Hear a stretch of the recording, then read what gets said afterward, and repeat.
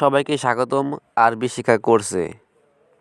আমরা এই কোর্সে প্রতিদিন কিছু কিছু করে আরবি শিখব। তো আজ আর বকবক না করে চলুন শুরু করা যাক।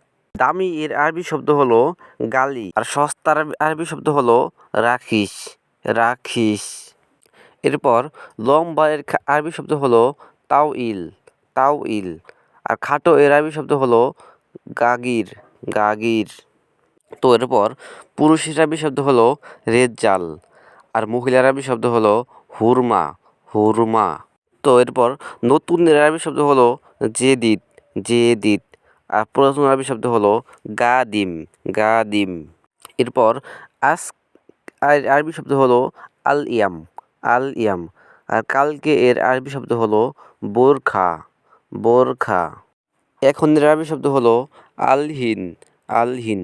আর তখন এর আরবি শব্দ হলো তুম্মা, তুম্মা।